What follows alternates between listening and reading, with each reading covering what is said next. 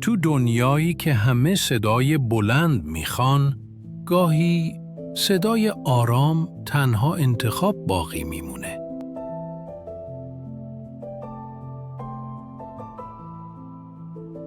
وقتی تو یک جمعی هستی و یکی بخواد تو رو کوچیک کنه، صدای بلندشون گاهی ترسناکتر از هر چیزیه.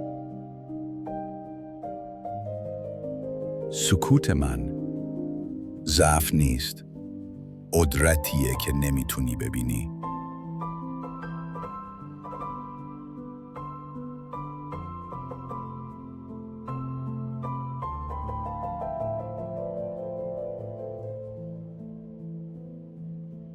قبلا فکر میکردم باید داد بزنم تا دیده بشم، شنیده بشم.